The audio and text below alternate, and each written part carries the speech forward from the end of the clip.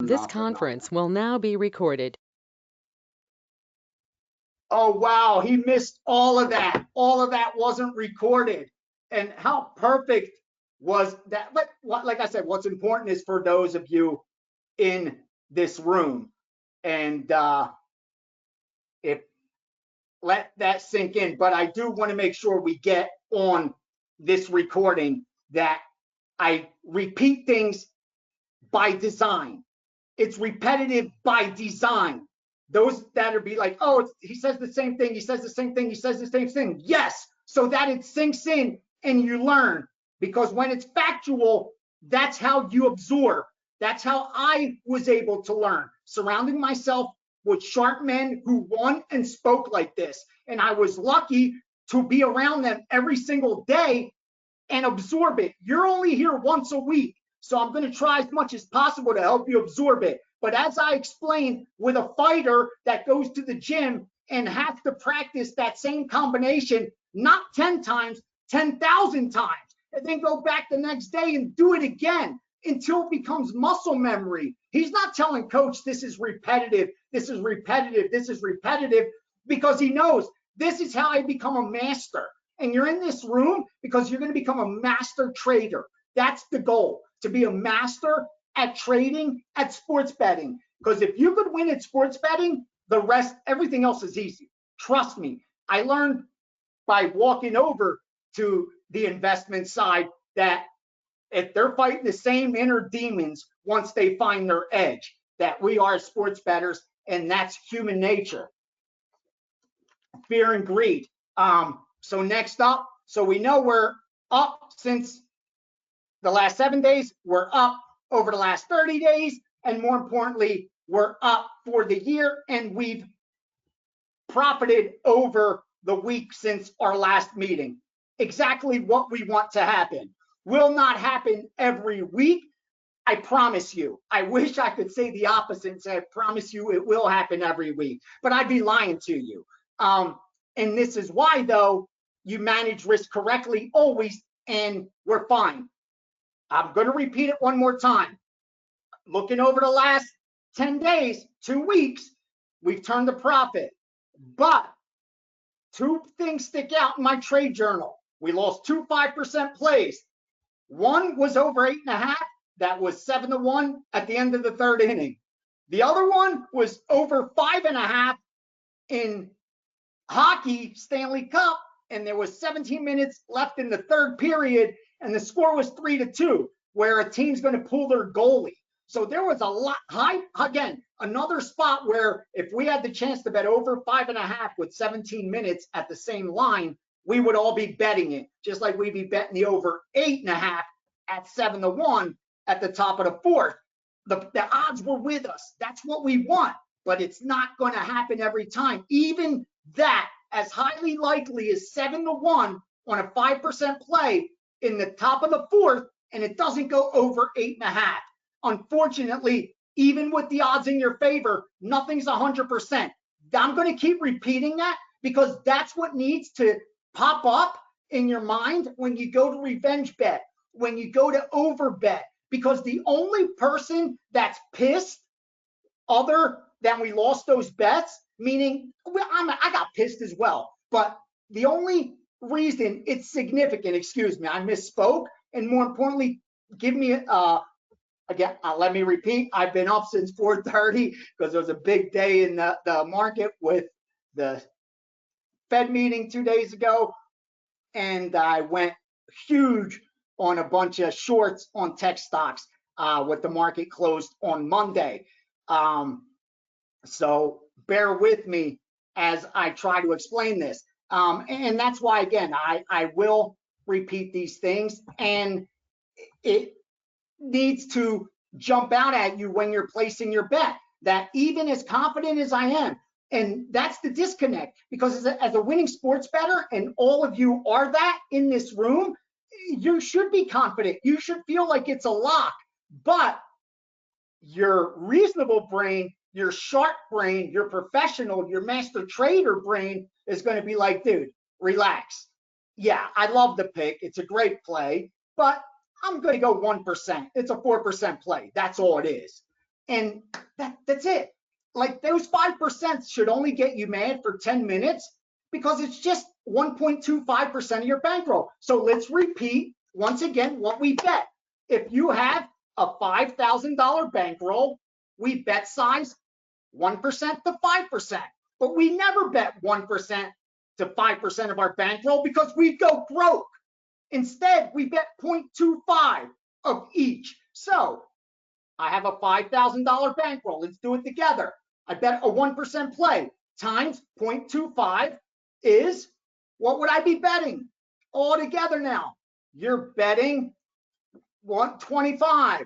125. That's what you're betting at now what excuse me, 1250. See? 1250. And that's unfortunately, I know some people are like, wait, how am I betting that small? That's how you overcome short-term variance. And you keep repeating that process over and over and over again. So you have a $5 bankroll, we have a 4% play, 0.25% of 4% is only 1%. So we're only betting $50 on a 4% play with a $5 bankroll. Are you sweating it? No. Eventually, that's going to start feeling like we talked about in the very first chat. How would you feel if I give you $10,000 the first day of the year and I tell you you're only going to bet $1 on each of the plays I send you? Would you ever sweat any fucking result at all? No. You at the end of the year, you'd wait. So are we up? Are we down? What are we? You wouldn't care. You'd look along the way a few times just to see how we're doing, but you treat it like, especially if you know you're doing it with plus EV information, you know what's going to happen at the end. So you just going to keep doing it. Whether you're winning in the short term, losing in the short term, it's not going to make a difference to you. And that's what we're going to continue to do here. I think we may be moving. We may be moving. Again, for those that are joining us now, we have 2 MLB sides on the radar. 962 Boston, 966 Kansas City. I have my instant messages is up. I have all the stuff that I collect information from, the messages that all come in, text and all that. So we will not miss anything. Also, we have MMA tonight. Let's go over it real quick. Bellator. We have Sarakin minus 115. That's the 4% play. Love that side. Should be at least a minus 150 favorite. We have close to a 7% edge there. Jaleel Willis plus 160. I was leaning that way, and my guy Andrew Gombis came in, gave us a great confirmation. Alex Polizzi, I bet minus 135. Love that side. And then after we already had bet it and released it, Andrew also bets it with the groups he works with, gives us confirmation. I'm sure that line, let's look at it now, is not 135 on Polizzi. At least I would be surprised. Yeah, see 145. Even though public action's against him and it's sharp money on Polizzi, it shows you the respect when the betting syndicate bets it through accounts. And finally, Mike Hamill plus 115, another side that isn't a coin flip, should actually be favored. And we get confirmation from 2 groups that I work with in MMA. Other stuff that's sharp in Bellator PFL that I can share. It's hard to get down. That's why I didn't release it, but a nice 2-to-1 underdog total that Steam verification betting syndicate hit it. But I know how hard it is to move on them. And that's the Lad Sobek fight in PFL. If you could get the under around that 2-to-1 range, 190, there's some value there. Again, I wouldn't release as a premium because I know how hard it is to bet some of those smaller tier promotion, the totals. I do 90% sides unless it's like a main event, co-main event, or like maybe Bellator co-main event, main event, or maybe even main card where I know it's readily available. And please I want to be doing this while there be action going on. So when football comes, we're prime in condition, because here's how it's going to work when football comes. I'm going to have my sheet, and this will be just like you saw last week's starter sheet. It'll be from one of the strip casinos. On it, I'll have circled all the gold from having done the work all week, circled all the sides and all the totals of college football and the NFL. I will meet with you here live. I'll do it twice a week for you guys if you want. I'll come on Saturday. I'll come on fucking Sunday. Probably almost every week. I don't know if I could commit to twice a week every week. I'll try if you guys want to. That's how badly I want to see you guys win and profit from this. And like I said, let us be a small select group, no more than 100. Can't cater to more than that.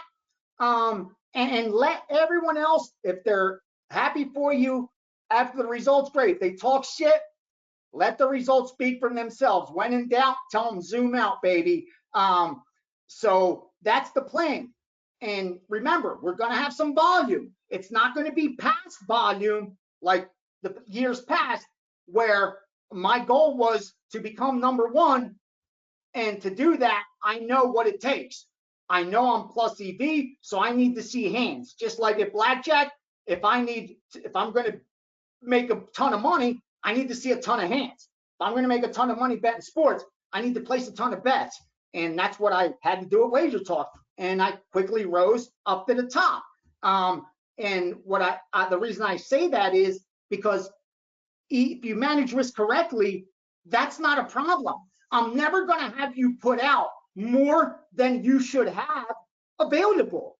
Meaning, unless you overbet, you will have the percentage I send out. You will never be out of action. Like, that's my guarantee to you.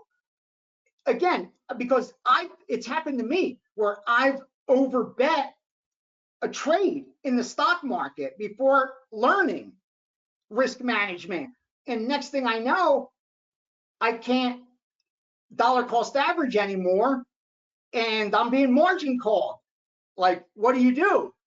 You can't get down anymore. Even though you're on the right side of the trade, you just don't have enough to keep going. You guys are on the right side of the trade. I need to make sure you have enough to keep going. That's why I'm going to keep ramming it home. We bet size correctly: 0.25, 0.50, 0.75, 1%, 1.25%. We never bet more than 1.25% of our bankroll. That's it. That's it. You got a 10-dime bankroll, you're betting $125 on a 5% play. And you shouldn't even have to do the math. If you got a 10-dime bankroll, you should already have that on the side. $25 bet, $50 bet, $75 bet, $100 bet, $125. And just automatically, boom, boom, boom, boom. Do that for a year. Do that for a year. See your results. Trust me, they're gonna look just like what I tweet out, which is very impressive if you manage this correctly. So let's keep moving on. Again, I don't repeat this as an infomercial. I repeat it so that we make sure we remind each other to keep doing the right thing, because look at all the good things that are happening. Our units, we're going like this. We have to consolidate, of course, and that's what we've been doing in baseball. Let me explain. We haven't had much baseball action, and that, again, is by design. I've done this long enough to know we shot up quickly in a small gap over a 4-week period. We started grinding early in the season, then we shot up. Now, you got to get some consolidation. If I start heavily betting, taking more risk at a time that the trend isn't with me, it's the most least opportune time to do it. And that's why right now you're seeing lower volume Major League Baseball. That will start to pick up. More importantly, in the second half, when everyone's talking football and the All-Star break is over and people forget about baseball, we'll be making money every single day in Major League Baseball, because all the attention is going to be on college football and the NFL. So right now, enjoy the fact we're betting 1 game, 2 games, 3 games in baseball. The volume will come. When it comes, bet like you're doing now and I hope you're following what I've been saying. Now, those of you in the room that have the text service, you've already seen the value. Obviously, just the Tuesday we went 6-1. I was only able to go 3-1 for regular subscribers. That's 3-0 extra winners for the service because I was able to send something out late to you guys. And more importantly, I was able to send something out that the line was going to move within 5 minutes.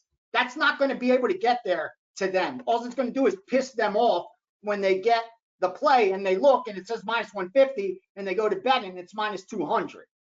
That's why it's they would like before this, no one would even know about those plays. Now you guys do, and within months, the difference will start to pile up. You will really start to see the difference between those that have that kind of access compared to regular. We're going to win overall for any,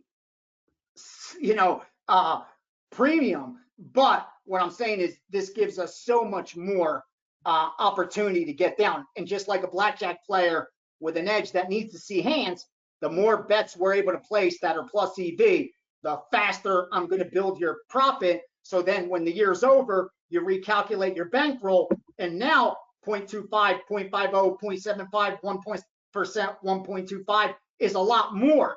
And then who knows? We have a hot 6 months, a real hot 6 months, like a 2020 6 months, and you take a step back. You say, wait, I don't even have to wait till the end of the year. I'll recalculate halfway now. I won't do it all the way so I don't risk over too much since we have the profit already in hand.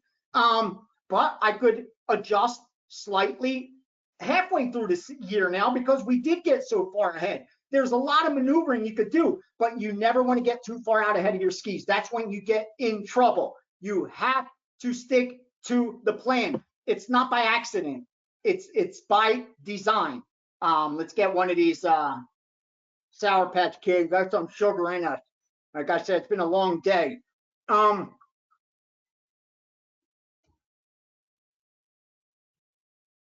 Oh, the other thing I wanted to say, you guys with the SMS service, you'll be getting stuff that, because I know you're long term, okay, I will send you positive EV plays that high risk with high reward, even higher reward. And here's what I mean.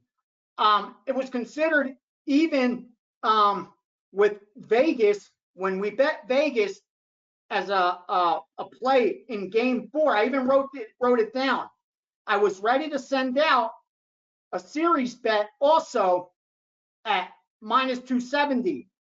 I wouldn't send that out to regular subscribers because that's chalky. That's higher risk. It's plus EV. I'm very confident, but if they're not with us long term, in a short term, small sample size, laying 200, 250s, 300s, you could really get injured. And I need to protect these novice bettors because if you're a daily guy, if you're buying a daily package, you're a novice bettor. It's just the truth. If you're going to pay that much per pick, you ain't putting your ROI. You're not even thinking ROI yet. Like you're just looking for the hot hand. Like, you know what I mean? So at that point,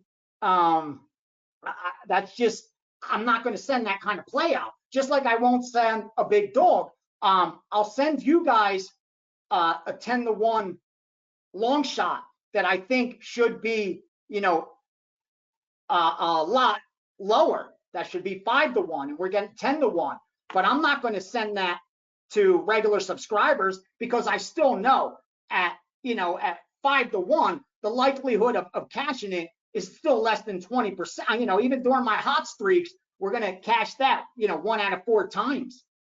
That's it. If we're getting 5-1, 6-1, we're going to throw 3 out of 4 of those away. For a daily guy, you're going to hurt him like that.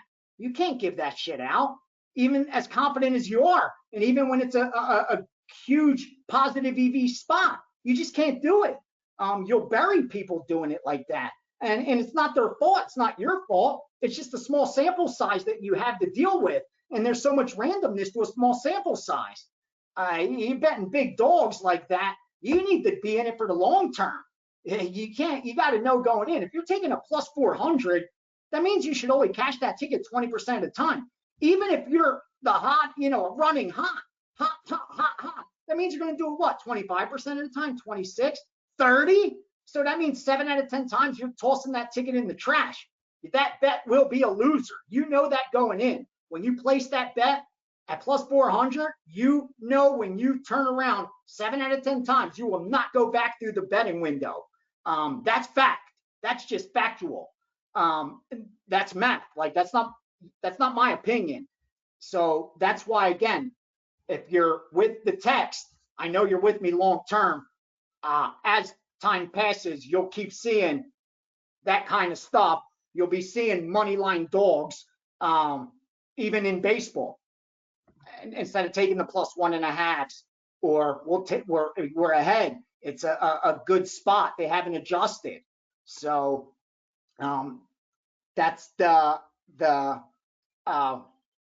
difference between being long-term better and a short-term better. Short-term, you're looking for the hot streak. That's all that matters to you. And again, those are as random as flipping a coin. Next up, and that again, bring it. We did that. What we did with the Heat in game, what was it? Was it in game 5 or 6 when they lost? And we took them on the money line. And if you took them plus points, if you took plus the points, again, I want you guys to do what you're comfortable with. One guy DM'd me and was like, he showed me his tickets. He put half on the money line, half on plus 9, plus 8.5, I think. And he ended up, I think making a little money because he bet less on the money line because it was a nice high plus. So that's what you should be doing. That's like I do. I work with a lot of different handicappers and groups. If I bet on everything and gave you guys everything, you'd have 30 plays a day. I narrow it down to what I think is the most plus EV still for us to maneuver. Let me look. Okay, someone had asked to share the Pythagorean theorem again. Real quick, here it is. And it works with, again, all sports, the better predictor of the future performance. And you just change runs scored to points scored. If it's NFL or something along those lines. So Pythagorean win percentage, we'll just call it P win percentage equals runs scored squared. So that's the team's runs scored squared divided by the runs scored squared times the runs allowed squared. That's it. That's all you got to do to get your team's true win percentage. And if that's too difficult, because again, a lot of people just don't even have the time to do it, but you want a quick bird's eye view of maybe some teams that are like that, go to Baseball Prospectus. If you go to Baseball Prospectus, one of their tabs is standings, and they have a different version of it that they use. Again, it's not, how would I wouldn't blindly use it and consider it you're going to be plus EV. Like I wouldn't use it for win totals, season win totals. I would check my season win totals against it and help confirmation, but that wouldn't be a signal. I don't use it for signal. I told you guys I have certain signals that I use that trigger a bet. That wouldn't be it. But you can peek at it and see, like again, what's Tampa right now? And they're still, Baseball Prospectus has them. Here, I'll pull it up for you guys. Let me put it on the screen real quick so you understand what I'm talking about. Let me share that. Okay. You see, they have Tampa. They expect them to finish the season 97-65, right? And what's Tampa right now? I think they've won 67, close to 70% of their games. They have them expected to win 60%. So between now and the end of the year, they believe they're not going to be able to maintain this win percentage. Again, it's before I learned how to use that and had a person create I don't even know what to call it, program, I guess, that I just punch in the numbers and it spits it out for me. Then this was the tool I used, and it served me well. I did well with baseball. Just putting it out there. Again, now let me look real fast because I do think we have no. Yeah, let me check that baseball. 1 second, guys, because I believe we're going to move on baseball. Get ready to fire. Set. And you'll have to deal with me. They'll want Red Sox up to minus 120. Red Sox up to minus 120. 3% will make. Yeah, it has a probability of moving. I'm going to send it out to you guys at 125 as a 3% play. You could already bet it now. If you're here with us, just bear with me as I send it to those that are not able to be in the chat. And during football, we'll be doing a lot of this, right, with teasers and all kind of stuff. And this gives you a perfect view of how long. It won't be forever, but what I'm saying is that it isn't instantaneous to get all the subscribers of different stuff to plays. And you'll see now how you guys get it nice and fast. All right, Boston it is, baby.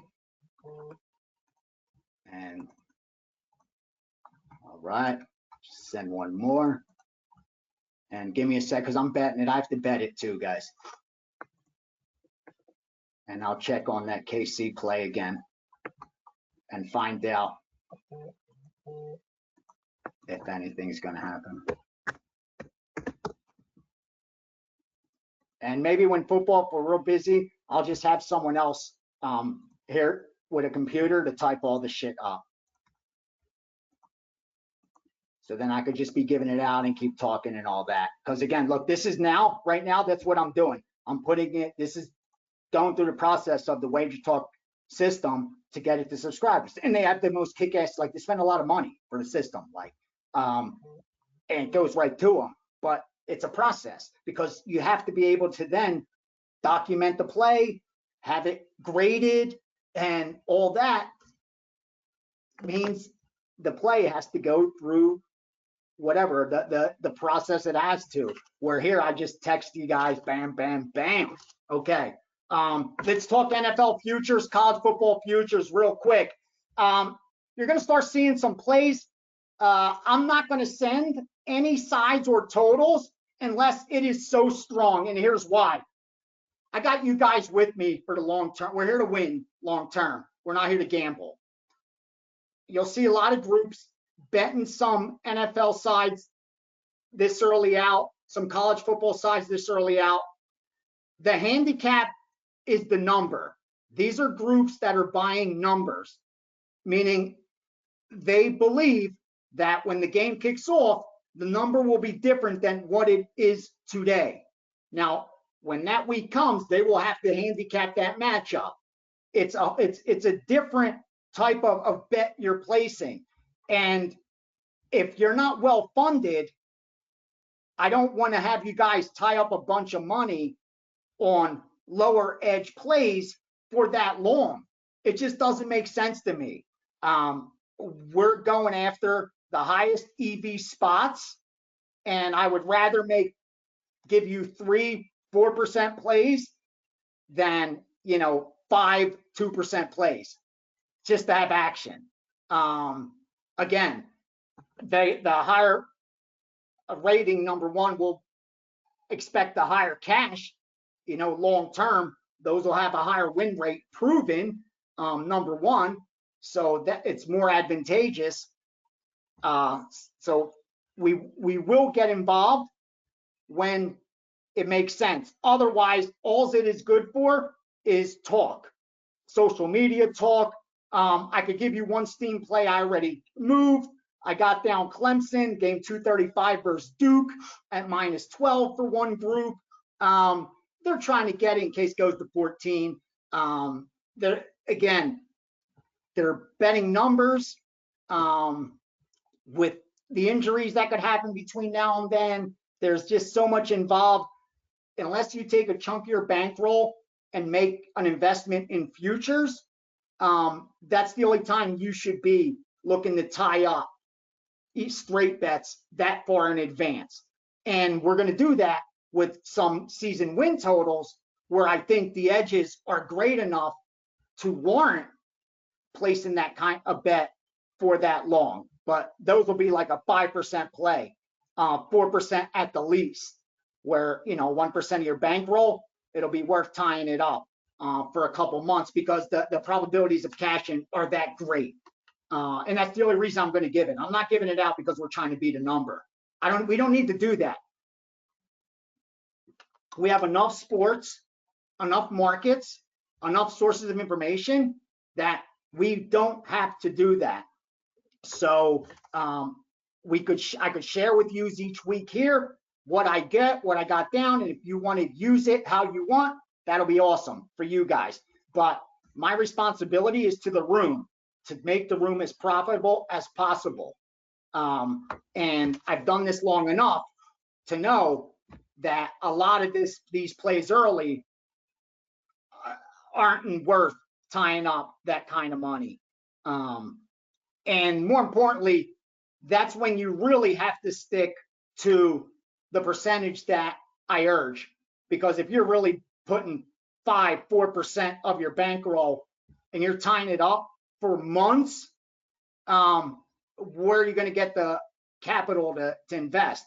You bet 4% plays. If you get 5 of them, 20% of your bankroll's tied in futures. You better manage risk correctly the rest of the way. And then also you have so much riding on those futures. Again, it doesn't make sense. So we're going to do it the right way. We're going to be very selective with them. And let everyone get crazy. Let all the hype, let everyone keep getting excited about football. We're excited as well, but we're excited because we're patiently waiting for those opportunities to make our money.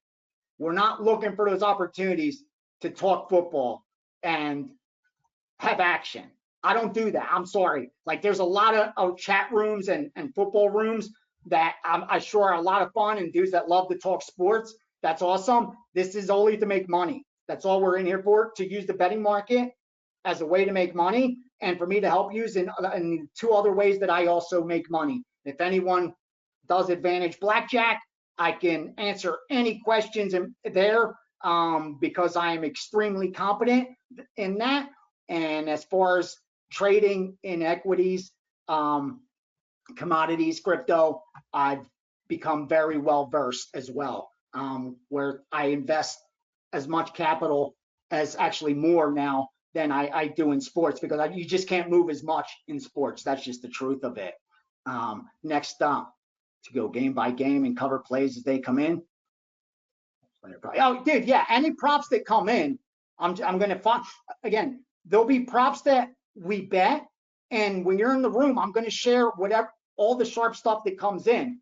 We're going to have it set up like today, where I tell you, Boston's on the agenda, Kansas City is on the agenda. Right now, Kansas City just got scratched, so we're not betting Kansas City. In fact, the only thing we're looking at right now is Minnesota Lynx, LA Sparks, over 161. Lynx Sparks, over 161. Lynx Sparks, over 161. It's available. You could bet it right now, 3% play. That's what we're doing right now. Lynx Sparks, WNBA. Hold on. There's 160s out there, 160 and a half. I always have to move it up because I know, again, if it's esteemed line's going to move, and I want you guys to, your results to resemble mine exactly or better. I don't want to catch a winner that you guys don't. I'd rather like push and you guys win, or even me lose and you guys push or win. That's what matters to me. Because I know long term what my results are going to be at WagerTalk. I'm not worried about that.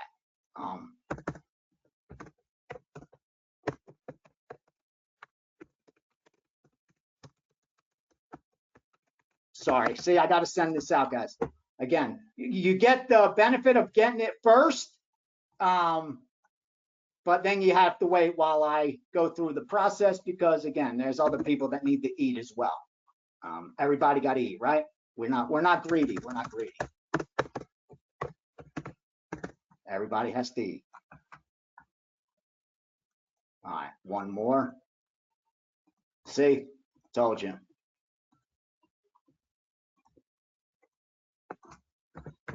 That's why the text is so worth it, dude.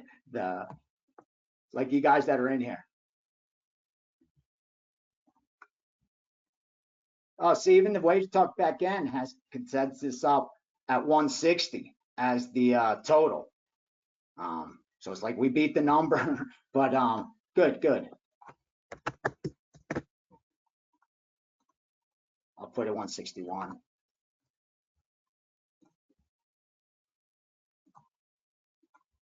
All right, thank you guys for your patience. Seriously, I really appreciate it. And all I gotta do now is bet it real quick. Just extra for myself. I already set up, so we're moving it. I don't have to move it for anyone while I'm in here doing this, so that's a good thing. And we could keep going. Again, I'm just keeping it real. Right now, that's what I'm doing, so please. I'm firing on the over, and I'm going to look again, just because I know you guys are probably in your book right now, just in case we have anything else. See, that's how it just during football, that's how it comes.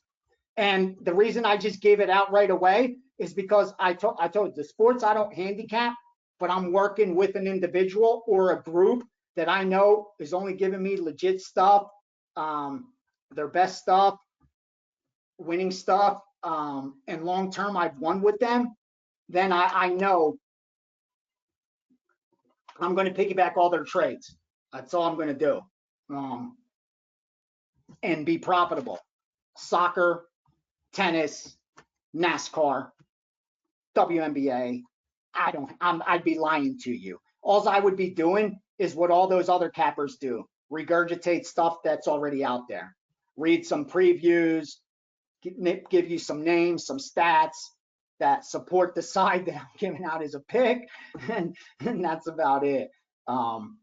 But yes, so that's how we're going to do it. With football, again, we'll be able to go one by one by one. Yeah, see, I've come down in baseball to Gianni, just they tweeted out over 40 units, which is good. But down to 3.5 ROI from around 5. Got to get that up. But we've lost baseball over these last, I think, week. And we are consolidating. And let me show you real quickly what consolidation looks like. It happens everywhere, in everything. I'll share my screen with you guys because I know you guys are fans, right, of no, not that's not what you guys want to see. Not my stats. You guys want to see this. All right. Now, there's the Bitcoin. There's the Bitcoin chart. All right.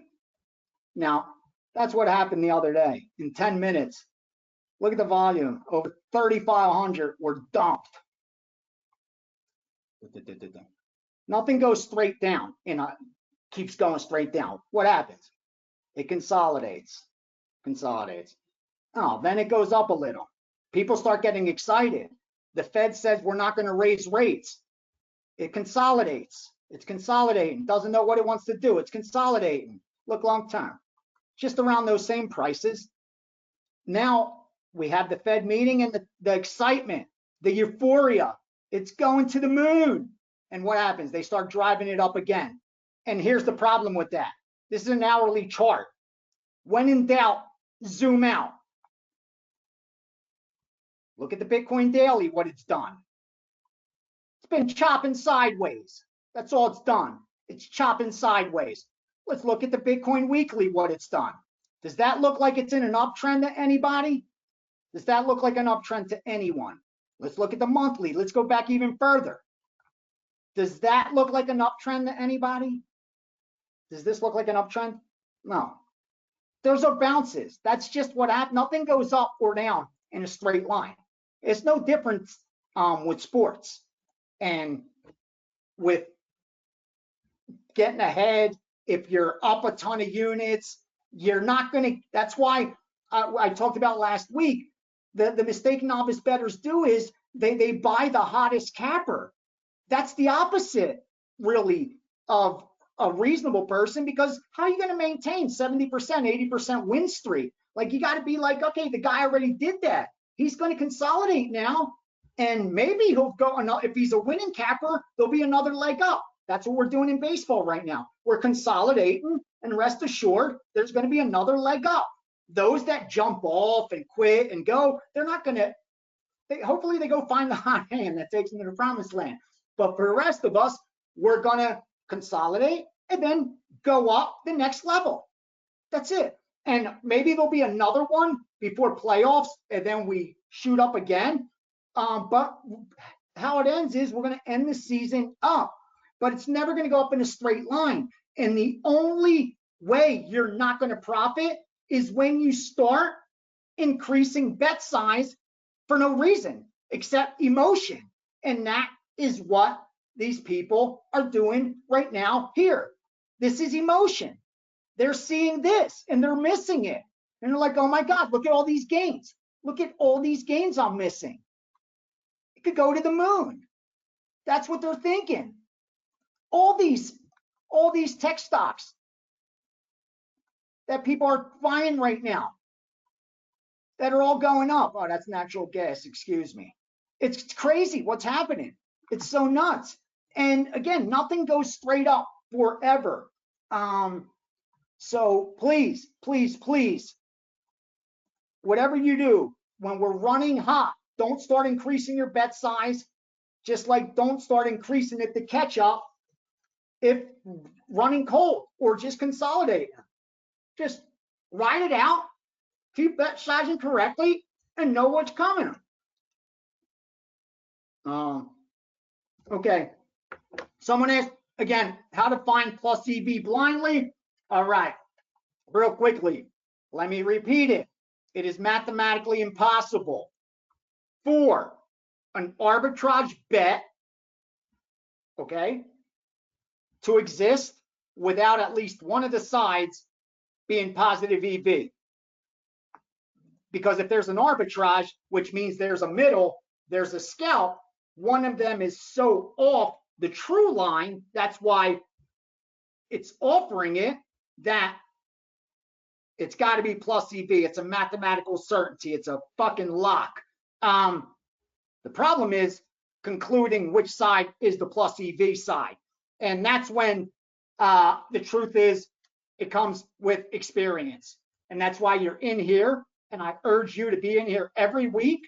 I urge you, if you can't, to listen to the recording, because you will learn what to look for. Your intuition will get stronger and stronger and stronger. Your muscle memory will get better and better and better. And I'll start explaining some of these moves, like why we're made. You'll start even seeing patterns. You'll start seeing numbers. Why we're certain numbers. You're that right away. You'll be like, oh, I can't bet the over 9.5 when it's 9. That's a key number. You'll already know that. Like that. That's the stuff that will become second nature to you. Okay. What else? What else? What else? Part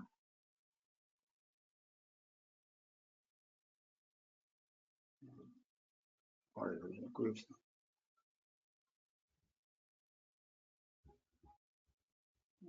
Okay.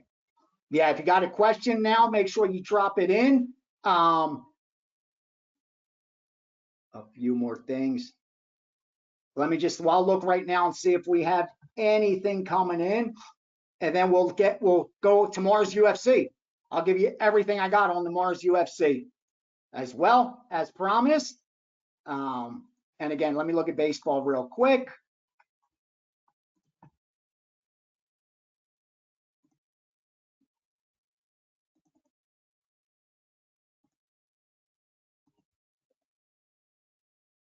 All right, we got nothing coming in. Good.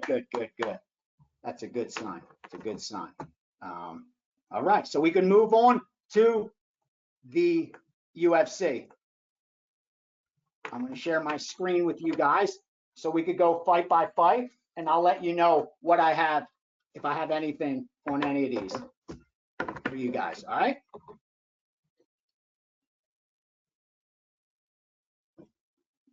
And also, if there's any sides that I'm looking to bet to keep in your chambers, I'll let you know. All right.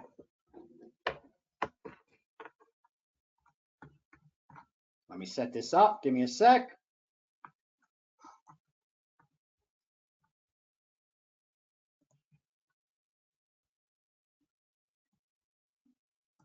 I could shut down the baseball. All right. Let's share that screen. All right, let's talk fights. Let's talk fights. Let's start off. We're going to start off at the bottom for UFC. Okay, Bukauskas, Modesta Bukauskas, and Pongwa. You know, there's a silent N. You can't see it, but it's in his name. I was whispered into my ear at during taping of On the Line from the producer. All right, what do we know in this one? Modesta, I can tell you, got steamed. Sharp Group is on the Modesta side. Obviously, you know, I like the couple trends that I always talk about. Age on the Modesta side, stance on the Modesta side. But he hasn't been profitable as a favorite, that's for sure. And he's 1-4 over his last 5. The fact they're laying chalk, man, is a little bit telling. The problem is you don't know what you're getting with Ponga because the strength of schedule has been so weak. That's the negative. For me, there's a lot of randomness involved. I respect the side that took Bukauskas, and it would be a favor or pass for me. Excuse me, favor or nothing at all. Let's see where that line is right now. Yeah, 200, man. They were comfortable laying up to 200. I could tell you that. They really were. This group was comfortable laying up to 200. Again, we have decent action so far. My stuff that I look at, and even the X's and O's, I think support it. Let me see something real quick.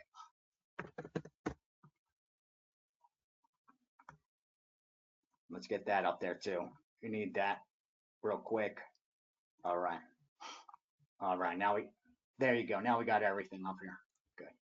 Now we can share it all. Yeah, that's the problem, man. You don't have much work on the Ponga side. So next up, Lawrence Argueta, nothing. Again, I'm not going to waste time on fights on fights that I have absolutely nothing to share on. Let's close this shit, man. What's the number on Lawrence? Yeah, 200. That looks short, doesn't it? It looks short on Lawrence. Almost makes you wonder why. What do we have here? Let's look real quickly over my quick trends that I write out. All right, he opened 155, now up to 160. He closed as a favorite in all 3 fights. Average closing line -201. So Lawrence is right around the number what he's fighting at. All right, he fought winners, but no one with experience. Who got switched for southpaw to his advantage. He's way below bantamweight.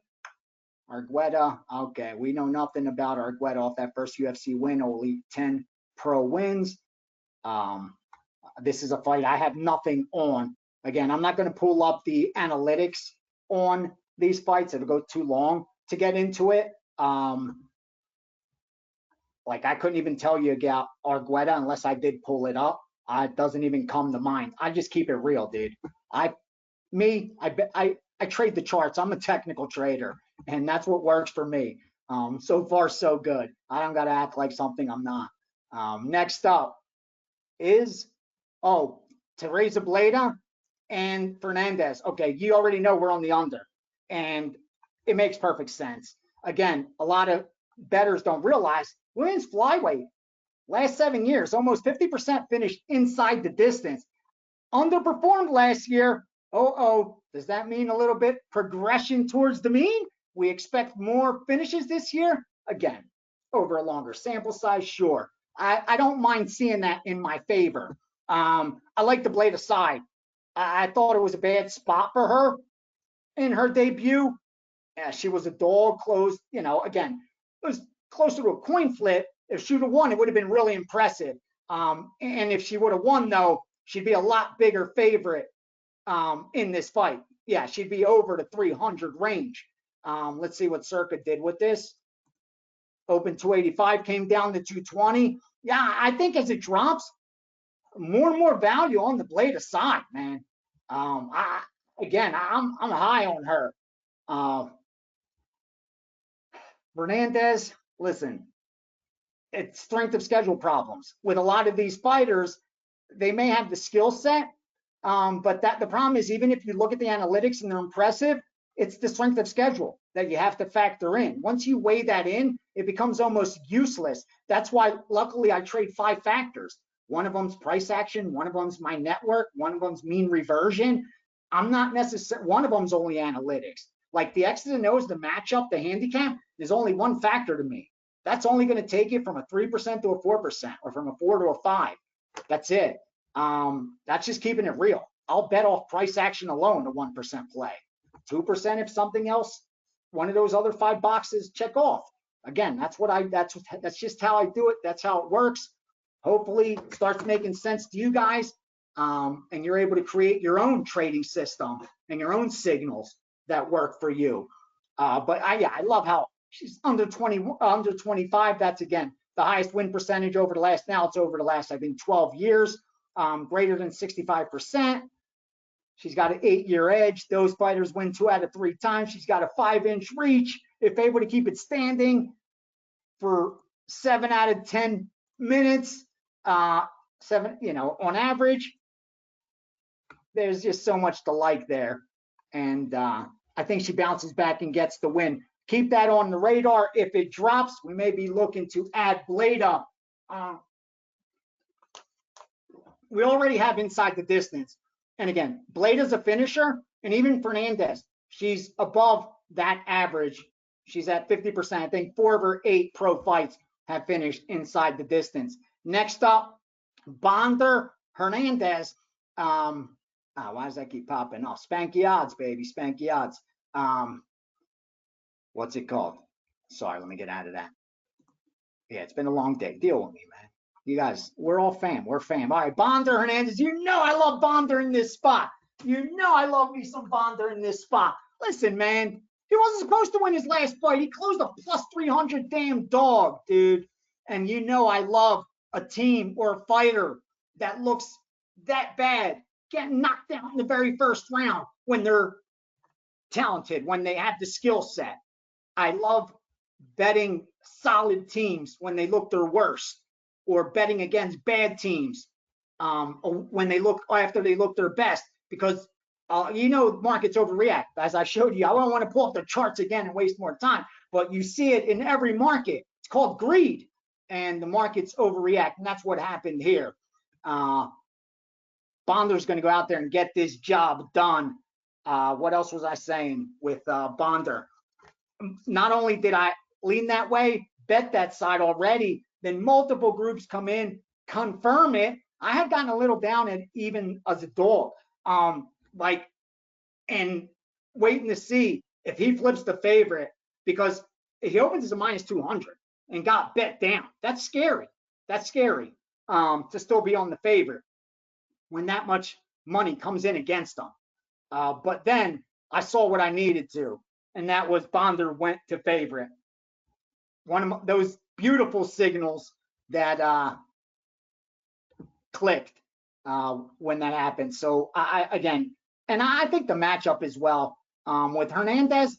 Bottom line, when you look at the record, 2 split decisions. The contender series and the debut split decision wins. As I explained, I don't want to keep repeating myself, but one judge sees it differently. This guy's 0-3, and this line's higher than 200. It opened at 200 where it did, and it would have went up the other way. So we're getting a really good price because of recency bias, and that's the best you could ever hope for. Next, Quinones and Kang. All right, what do we have with Quinones? What do I remember here? Okay, yeah, he was that contender series chalk that got it done. Wins his debut against, obviously, a 1-3 fighter. Who'll have the edge here. Well, you know, Kang, he's hot, coming in off a win. He's won 4 of his last 5. Also, let's see where this line's at. I can tell you Kang got steamed. Kang's the sharp side in this fight. Let me see. Where is it at now? Okay. Okay. Opened 180, down to minus 145. Yeah, it's reflected in the betting line. Yeah, Kang's the steam side. That much I can tell you. I didn't bet it. I piggybacked it. That's me being honest with you guys. Always going to be honest with you guys. But it's not one that I was already leaning, and I'll never do that to the groups I work with in sport that I handicap. Like, I'm not going to piggyback it and give it out as a play of my own if it's not. You know what I'm saying? Again, that's just my own ethics. And it just helps me live with myself, you know, just do things the right way. I always say, if you do things the right way, good things happen. And I believe in that. So I don't think that's fair doing that. Again, I did piggyback Kang. It wasn't a pick. I wasn't on my radar, so I won't release it. But I do have money on Kang. That much I can tell you. I will share with you that much. And next up, Jimmy Flick and Costa. Here's what sticks out. Here's the one thing that stuck out to me the most, real quickly, is the narrative. The narrative in this fight is how quickly it's going to end. How, like that, you know, obviously with Flick, first round, and only the contender series did he get to the second round. Costa, again, he gets in there, his first fight, inside the distance. Obviously, the line's going to be skewed towards that bias. And when you look at that. It's exactly what you get. 2.5 with the under, minus 220. I'm have the over on my radar, I'll be honest with you. Only because, number one, it's at flyweight. And we know at flyweight, 43.6% of the time they finish inside the distance. So that means 56.4% of the time they do not. Higher probability they don't, regardless of these two history. Again, I know you got to factor in the matchup, but it's still a weight class that we know this about. Number two, as you move up in competition, seen it all the time.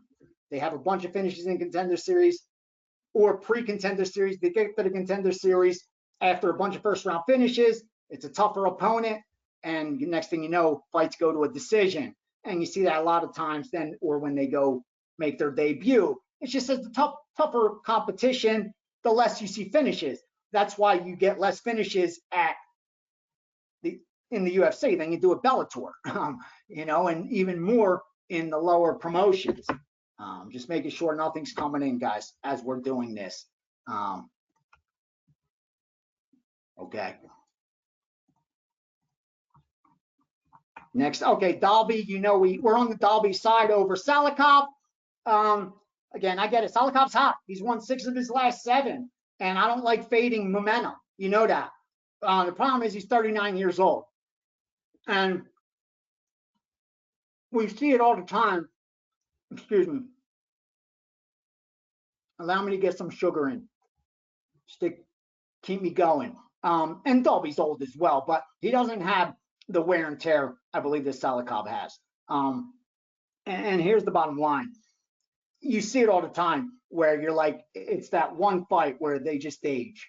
And it looked like it happened 2 fights ago for Arlovsky when he got finished, and then we unloaded against him in his last fight and saw kind of the same thing. And we're able to capitalize on that. Not saying we've seen it in Salikov because he's coming in off a win. What I'm saying is at 39, almost 40, it's highly probable it's going to happen over the next few fights as opposed to not happening. And this is an opponent in Dolby who never been finished in 28 professional fights. Only got 1 loss in his last 6. He's going to have a 4-inch reach advantage in this one. Has wins against stellar opposition. To me, it was at plus money. It just looked completely obvious. And against the narrative for sure, with the under, with him never having been finished, kind of a hedge there. But more importantly, it got steamed. And that's why we also took that plus money. A split there, you're profitable. But let's see if we could go 2-0. Next up, Torres Moda. I have nothing to share there. Oh, maybe I do. Hold on. Give me 1 second. I might have something to share.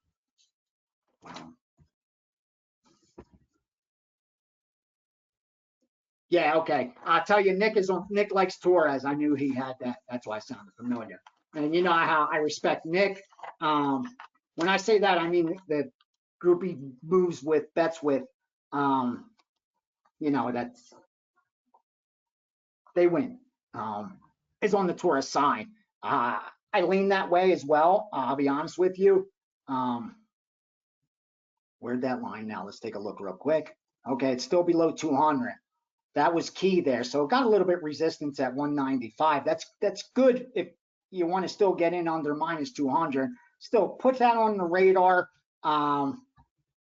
Again, when I move, I take percentages of accounts, but I don't piggyback unless I also love the play, like the play at least, and don't release unless I love the play. But yeah, let's keep Torres in the back burner. Next up, Sabatini Almeida. Absolutely loves Pat Sabatini. I'll tell you, I'll let the secret out now. Hold on. Let me pull it. Jesus, stop. Let me pull this up.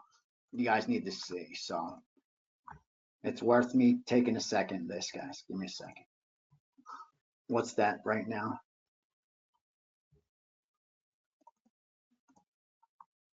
Yeah.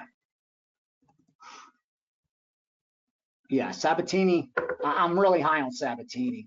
I did see a little bit of resistance, and that's not scaring me, to be honest. I get the hype with Almeida, and having won back-to-back off a dog. Remember, he won in the Contender Series as a 2-1 dog, won in his debut as a 2-1 dog. 112 of 13 inside the distance, very dangerous. He's off his KO win. I get all that. But you're getting a Pat Sabatini at the opportune time. And what I mean is he just got his first UFC loss. You're getting a stud elite fighter when the hype's not on him, when the shine's gone. Like, you don't, again, everyone wants to buy it, like when everyone's cheering in, we're all hype and seeing a thing go up, yay, yay, yay. But anyone buying up towards that top, they're taking the worst of it. And you're just hoping, again, someone just hopes it's worth more than you later. But in this case, we're getting a Sabatini coming off a loss where he would be a much, much bigger favorite in this fight. Had that fight not happened. Now, granted, I know it happened. And we have to factor that in. But we talked about it with the Charles Oliveira fight. Take the Makhachev fight out of the equation, and the talk was, can he beat Khabib? And that's why there was more value on him in his last fight than there should have been. And I think that's the case here with Sabatini. I can tell you this for certainty. We will be at a minimum of 4% play on Pat Sabatini. A minimum of a 4% play on Pat Sabatini tomorrow. That much I'm positive of. I think there's a chance that this line will go back towards 180. And that's why I'm not rushing when I saw that resistance. We may even get a better number. And since I am comfortable laying 200, 210, I'm willing to wait that out to see just how big of a bet I'm going to make. But yeah, I'm all over the Pat Sabatini side, and I'll be on that tomorrow. You know, I like the Petrosian side. I'll tell you this. Where's that number at right now? Okay. I like Petrosian, and we got a 4% play on them. If this line were to drop some more, I think I would hedge at least 1% off of the Petrosian side and minimize my risk. If it dropped even further, I may take 2% off. So we only have 2% on Petrosian at plus money. That's me being honest with you guys. I haven't done that. But the more I'm digging in, the more I've been out and about gathering information, you guys know, and doing more and more research, the greater risk I think the side offers than I thought at first. So if that drops, don't be mad at me. I'm going to keep it real. If I want to minimize my risk on Petrosian, I will send out a 1 or 2% play on Duncan tomorrow. Okay. If not, then all good. But I'm just keeping it real with you guys. I would rather people get pissed and have my core group understand that this is part of business, that sometimes you're going to have to do that. Sometimes you'll have to eat a little vig even to get off a side, because otherwise you're just rolling the dice and gambling. And we're not here to gamble. We're here to make money. That's the rooms. It's the steam room for one reason. We're here to make money. December 31st, we're here to celebrate it. Okay, then start again January 1st. We don't even take off. We have one night. That's it. A few hours before we're back at it. That's what we do in the room. So know that. If I feel it's not a 4% play worthy, you will always get the other side sent. I don't care. I would rather lose a little big. I would rather get people pissed at me a little bit than have them gamble with their money thinking that I did also. I'd rather you know that I didn't. You can let yours ride. You don't have to follow my every move. I urge you to make your own decisions all the time. Even place your own bets. Just do so selectively. Do so with caution. Do so with the knowledge you're gaining and understanding the difficulty of it. And last but not least, we have Sarukian and Silva. Yeah, listen, it's Chalk City, right? And more importantly, how off were the odds makers on the total? They opened the total with the 2.5 over favored. Then it goes to 2.5 under favored. Then it goes to 1.5 with the over favored. Now it's 1.5 under favored. So the odds makers bring it out with 2.5, saying 60% chance of it going over. And now the market says 1.5 with 60% chance of it going under. That inefficiency and that volatility is what makes it beatable. It's not the analysts that make it beatable. It's not knowing about the sport. It's being able to take advantage of that volatility and that inefficiency. It's a market. We're betting a market. That's the way to beat it. It's not via analysis, man. There's not analysts beating sports books. There's sports bettors and traders beating sports books. I just need to talk about that total real quick. I don't have an opinion on it. I could give a shit. The side, obviously, Sarukian's supposed to win this fight, right? Yeah, I'm going to lay minus 1,000, minus 1,100, minus whatever. That's just way too high. It's way too high. I don't think there's even an edge. Like, even you got to conclude he wins this fight 98, 99% of the time. No, come on, 95, 96. No. If anything, it's Silva, sprinkle, and enjoy it.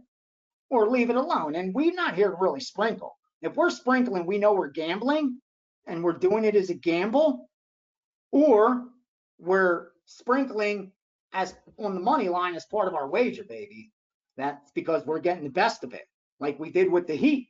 They were way off on the money line compared to what it should be because there was so much money coming in on Boston just to win at home, game 7 on the money line. There were money line parlays. There were straight bets on the Boston money line. So it made it to where Miami money line was offering more value than Miami plus 8.5 or 9, even though the plus 8.5 and 9 cashed and the money line didn't. The money line was the better bet. It doesn't matter. It doesn't mean it's always going to win the better bet. But you just keep placing good bets and good things happen. So again, for me, it's again sprinkle, silver, or pass, and I'll stick to it, and I'm passing. Last but not least, Cannoneer Vettori. You know the side we're on. We're on the Cannoneer side. I'll tell you this. If we have a good night or you want a good hedge on this, that I'm seeing a little bit of sharp action coming in, is Vettori by KO. They mispriced that because he's not a finisher. Because only 2 of his 14 fights have finished inside the distance. A 14% finisher in a weight class that 56% of the fights finish inside the distance. Because of that, him winning by finish is mispriced. Anytime you see a mispriced number, that's a plus EV bet. Again, we want the Cannoneer side, but that's still a good bet. Anything higher than 10-1. And I had seen like 12-1 on Vettori by knockout. So for me, I think if you see that out there available, I think it's a good hedge, not even a hedge bet. It's just a good play because it's mispriced. And again, if I want the Cannoneer side, it's a 4% play. But I would put 1% on it at 12-1, at least 0.5%. Hell yeah. If I see that, if I see that number tomorrow, we're taking it, boys, girls. We're going to take it. Why not? We're here to cash. We're here to cash tickets. We're not here for any other reason. All right, let me jump back in there and see what else we got. Been a long day. Let's see if I got any plays for us.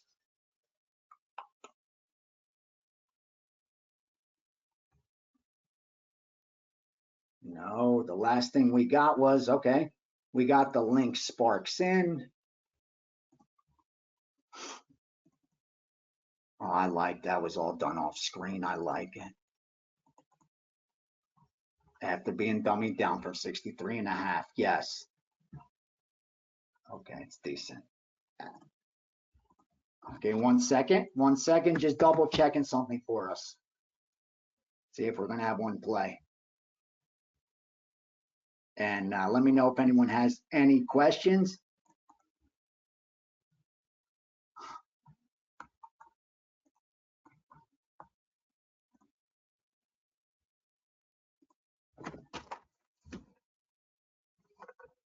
Yes, yes, yes, yes. Good. Okay. That was a good play, yes. Because I just making sure that there's nothing else. Okay. And again, this is our room. I keep coming. 1 sec.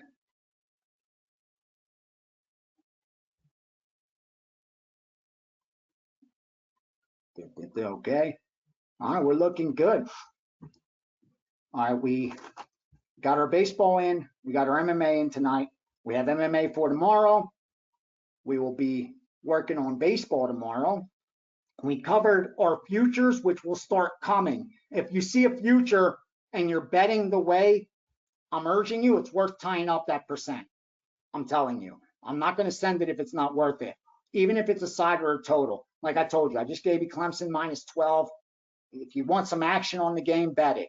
I need to be profitable for you guys. Yes, I think it's plus EV, but it's not. I don't consider it a play, like a premium move that I would urge you guys to fire on, and that's why I didn't send it out. And anything that comes out, again, will be worth doing. What else? Anything else? Yeah, and just again, I'm going to keep repeating it. I'm going to keep repeating it over and over and over again. Between now and next week, here's the goal. Stick to the same bet size, 0.25, 0.50, 0.75, 1%, and 1.25 of your bankroll. Already have it figured out. Don't keep doing the math every day, meaning put it to the side and figure it out, and that's it. You know it's done. If you start with 10 grand, like we said, you have a $25 bet, a $50 bet, a $75 bet, a $100 bet, and a $125 bet. And rest assured, those start to add up. Right now,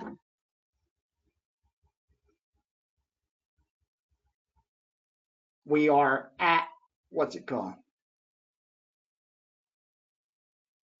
Hold on a second, things are coming. Let me check these questions out. Sorry, guys, they just came in real quick.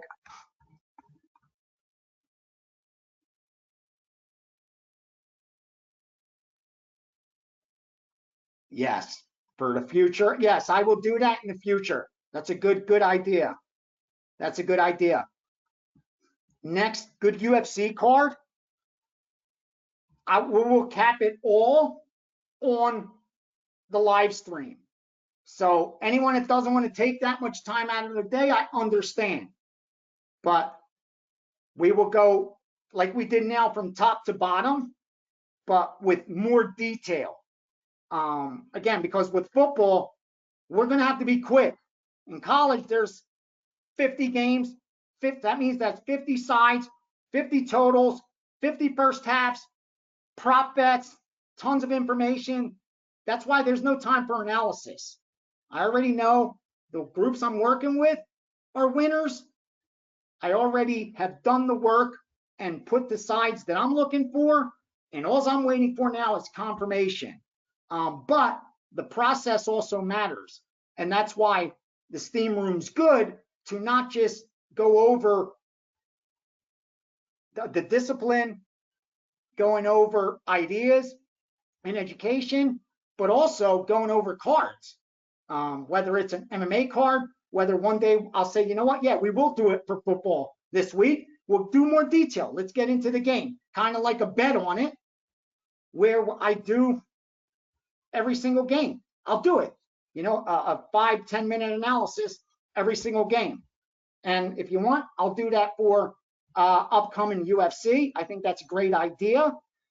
So you get more detail than just me, you know, going through and showing you some notes and, you know, just a couple of data points, and throwing out some ideas that I want you guys to take to the next level, like some thoughts, and make, like I said, your own trading signals and trading ideas. To be in this room, let me see. Hold on.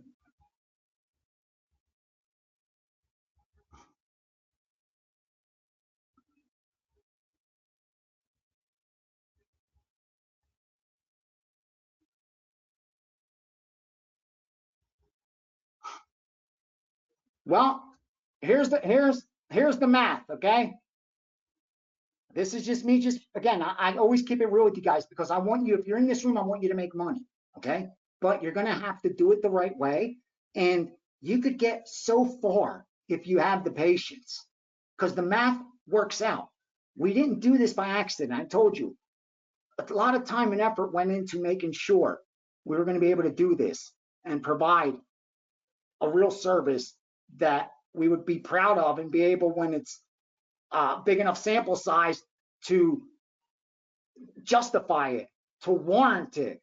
I wouldn't have taken on this risk. Believe me, I'm fine selling daily packages. I have a big brand. I'm ranked very high at WagerTalk. I could sell a lot of picks, every single day. I could put packages and sell a ton of them, rest assured. My goal is to actually get people that want to make sports, use it as an investment vehicle, and are putting hard-earned money and to show them that if you do it right, you can do it. But very few of us are doing it right. Be careful. Most aren't that you're following out there. Okay, here's the bottom line. What did we say? If you started with a $10,000 bankroll, okay, $10,000 bankroll, you're betting $25 on a 1%, $50 on a 2%, $75 on a 3%, $100 on a 4%, and $125 on a 5% play, okay? So each unit is 1%, okay? You're betting between 1 unit and 5 units. Each unit's $25, okay? So they're $25 units. We're up 228 units, I believe, overall for the year right now. Is that what I said we were? Let's just say 228 times $25 per unit.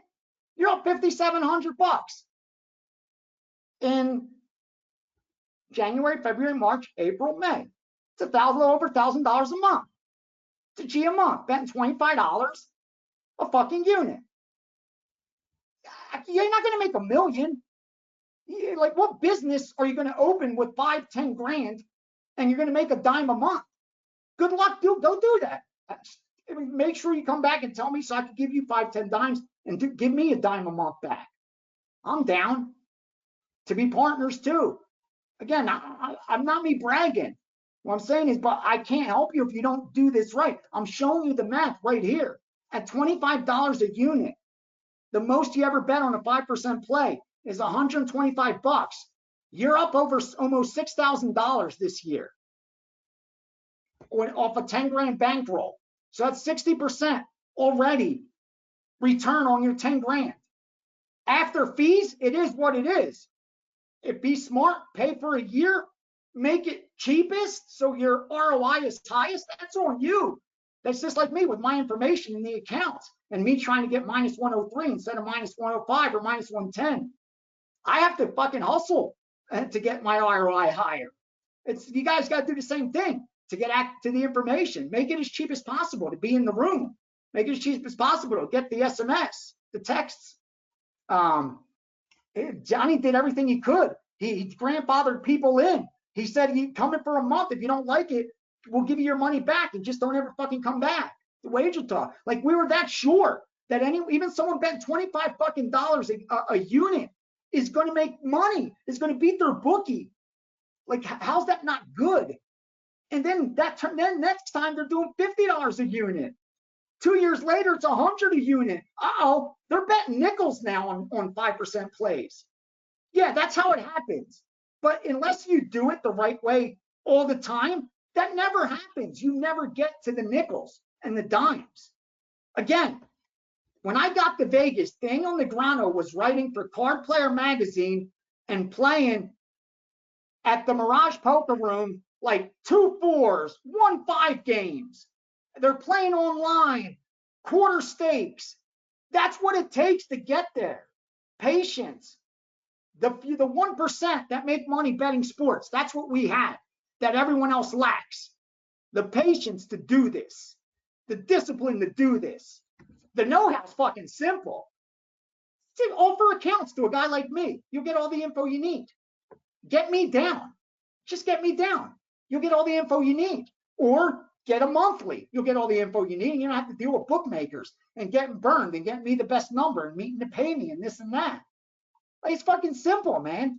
But again, I'm keeping it real. I told you, if it's just me and one person in this room, let's just do it the rest of the year. We're gold, baby. We are gold. We can go through the rest of the year. That's no problem. Because I want you to make money. That's the bottom line. Like, I don't want anyone to be in here that isn't, able to profit. I don't want you to pay money for picks and lose money doing it. Fuck, I'll sell you daily packages at that. Buy daily packages. I can't have you losing in here, man. I don't want anyone, I want everyone to reflect my results when the year's over. I can't promise that for the guys that buy my daily stuff because I don't know when they're joining me, when they're jumping off. what they're betting, how they're betting it. I can't control that. The only part I can control is winning as often as I can so that I'm profitable long term for the guys that are doing it right.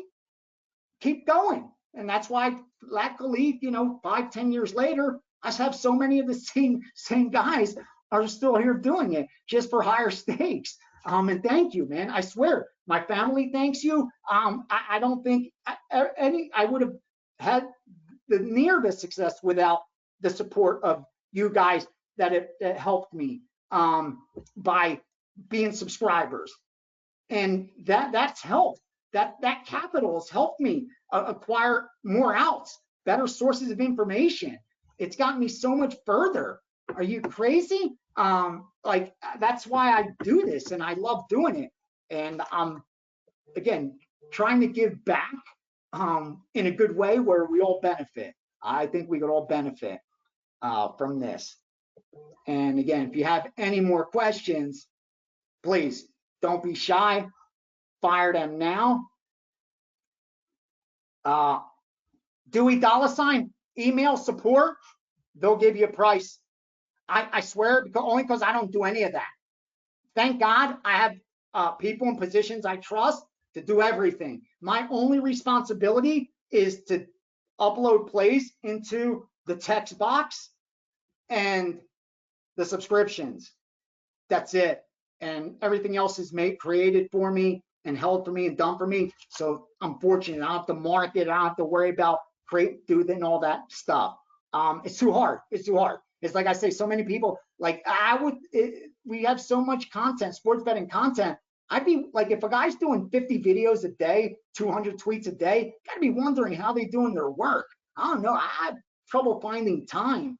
There's not enough hours in the day, let alone to do a bunch of videos and shit. All right, what else? Yeah, longer term options are coming next week. Because again, I want this to be profitable for you guys. I just did, like, picture this. You're doing $100 a unit, $100 a unit.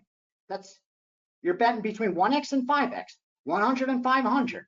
We're on 228 times 100. It's $22,800, $22,800. That's all it is at 100 a unit. Again, you go from 25, then to 50, then to 100. That's just math.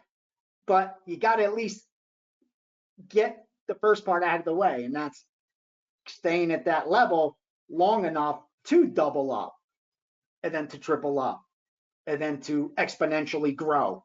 Because that's what this is. That's compound, like the eighth wonder of the world, like Ben Franklin said, or Einstein said, excuse me, compound interest. It's the eighth wonder. It's the best thing. That's what you're going to do. You're going to compound your wins every year. That's why I'm telling you, your unit size will grow faster than you could ever imagine.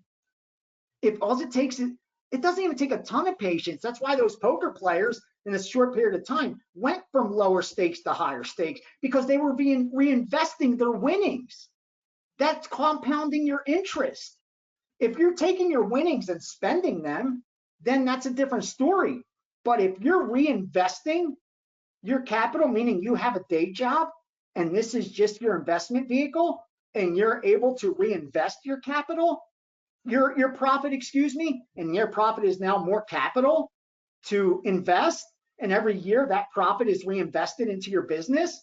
You know how quickly your business is going to grow if your business doesn't have overhead, like having to pay your rent, having to pay your nightclub bill, having to pay your car payment this month, having to take your girlfriend out, having to buy Christmas presents this year. Like, if that's where the profit's going, then of course you're never going to keep leveling up. It's not just going to fall from the sky. And that's okay. That's fine. If there's again, if you're doing it for income, then it takes just even more discipline. That's fine too. But don't then try to up it just because we're winning. Don't say, you know what, if I'm winning with 25, even though I don't have the bankroll for it, why? I'd be winning betting 100 anyway. Because when we have that cold streak, you don't have the bankroll to survive it. That's the difference. You had the bankroll to survive the hot streak, but you don't have the bankroll to survive the cold streak. And if you notice, just like stocks, you come down a lot quicker than you go up. It takes a long time to go up. You come down really fast when it comes down. And that's why I don't want you liquidated. I don't want anyone in here liquidated. That's why I keep repeating myself, to stop you from being fucking liquidated. I need you to preserve your capital. I need you to be able to keep reinvesting your capital so you see this thesis play out in real time. That's all that's going to happen. Exactly what I'm telling you is going to happen. If you reinvest your capital, yes, we'll have tough weeks, tough stretches, tough months even. Hopefully you did the right thing. You've been long enough that all it's doing is giving back a little bit of profit. If you're new, unfortunately, you can't time everything. If it happens the week you join, whatever. But what I'm saying is, for the most part, hopefully you're here long enough. Even a losing streak, you're fine. But what I'm saying is, the inevitable will happen. We got plus EV moves. We're risk managing correctly. We're going to take our profit and reinvest it. Our unit size is going to increase. All it takes is time. Dude, it's 2023. I was at WagerTalk in 2017, like 6, 7, 8 years, 7. How long is that? How fast does time pass? Yeah, if you started then at 25, where you'd be now, even with the dudes I met at the Win that are betting fucking 5 dimes. Seriously, good for them. Good for them. Only one of you are in here tonight. It's cool, but good for you. Good for you and your boy. For real. And again, I'll keep repeating it. And if it pisses people off, then I apologize. Hopefully, with being pissed off, it becomes muscle memory, because I know a lot of guys get pissed at their coach for forcing them to do the same things over and over and over and a little more. But believe me, it is all for a reason. All of it is by design. All of it. This is a process. We're going from here to the finish line together. Everyone in here, everyone that's not, I don't mean just in here right now, part of the group. There's a lot of people that can't be here with us on Thursday night at this time. They're working, they're with their families. I get it. That's fine. Hopefully they're listening to it. Take an hour as you're driving. I'll try to keep them shorter too. Just so it's repetitive. Just like, again, while you're driving, while you're exercising, while you're doing what, just listen to it a little. It starts to become second nature. You start to already automatically do shit. Believe me when I tell you. So please, please, please, if you have any more questions, please let me know. I will look one more time if there's anything else that has come in or is coming in before we shut it down.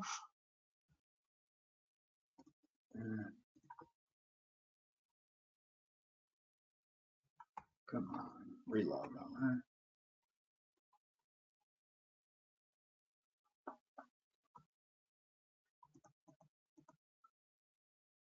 Okay, there's some sharp action on Oakland. Oakland plus 120, Oakland plus 1.5, minus 140. I don't mind the home dog side of it, and I do think Oakland's one of those teams that have been kind of undervalued because they played so bad. I mean, they came out of the chute looking so awful. I get it. So I could see why they're betting them. We're good where we are with our sides as far as premium plays go. If you want a little action, again, not the worst play I've seen, but I didn't have it on my radar. And as I'm looking at it real quick, the few things that I do check, nothing's jumping out at me, but it is getting the respect of the bookmakers. That's for damn sure. It's dropping down to plus 123 at penny right now. Yeah, 118 at circa. There's some sharp money came in on that Oakland. Yeah, so Oakland it is, I guess. We missed a good number anyway, so we're good. We're good. We're good for tonight as far as premium plays go. If you guys do bet it, I hope you nail it. I'll be cheering in Oakland. I don't watch the shit, but you know me, I'll be cheering it in for you. I love you guys. Thank you so much for your time. Oh, real quick, talk about when to take a run line in baseball. Okay, can you talk about when to take a run line in baseball versus high money line bets? I noticed you really released run line bets. Yes, I don't use the run line as a cheaper way to bet the money line. To me, I don't think that that's advantageous. I think the only reason I would use the money line is when compared to the money line, it's off. Meaning based on that money line and the total, this is what the run line should be. It isn't. That's when I use the run line. I don't bet it just because it's minus 200, but I could get minus 110 if I just lay minus 1.5.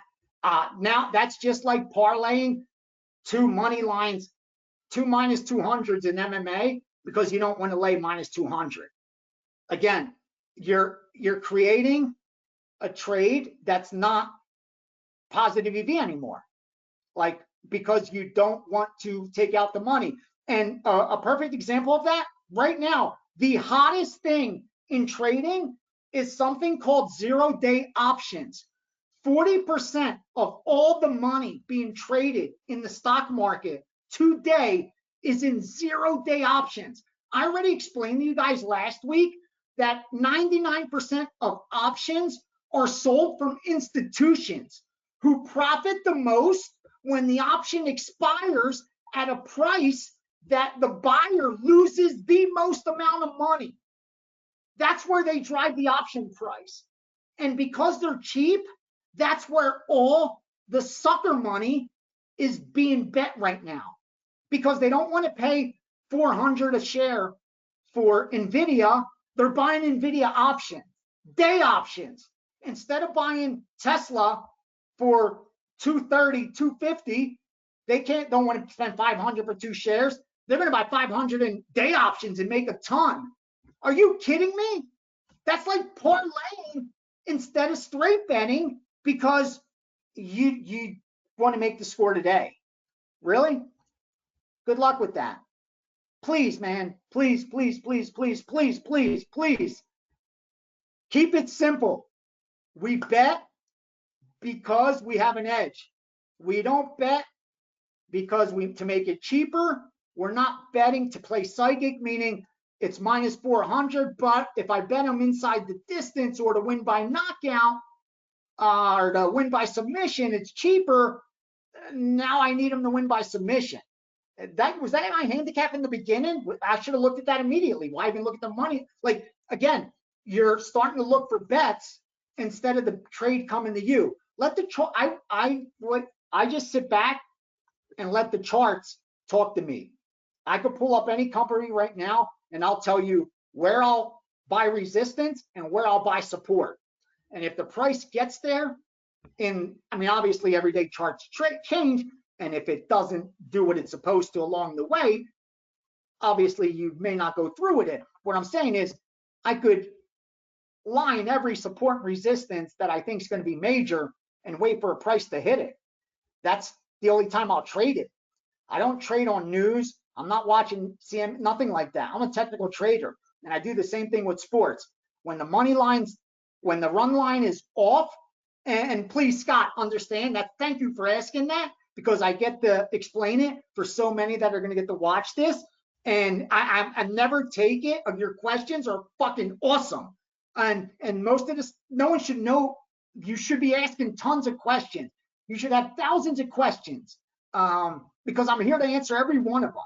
You have access to me to answer every one of your questions. So ask them. There's no stupid question, foolish question, novice question.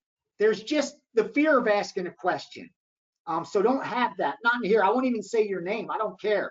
But what I mean is that the only time I will use a run line is the same way why I bet the Miami Heat on the money line and not plus 8.5 in that game they lost on the money line, but won plus 8.5. And that's because the money line was off compared to what the point spread was. And sure, in the short term, I knew the point spread has a higher probability of winning. And if I'm selling daily picks, sure as hell, I'm giving out the plus 8.5 because I need them to win by tomorrow. So that's the higher probability. But no. My goal is for highest ROI. My goal is for the end of the year to have the most units for you guys. And I do that by placing the most advantageous bets, not worrying about winning tonight. I don't care about tonight. I want to win the night, but I know all you guys bet the way you're supposed to. So tonight's not going to make you or break you. This week's not going to make you or break you. Hell no. This year's going to make you. That's what's going to happen. But no week's going to make or break you as long as you stick at a percentage. Because like I said, I chart and I document everything. So I know how many units, how many percentages I have in play. I will never have you need to put out more than you have available. So as long as you stick to the system, you will always be able to place a wager.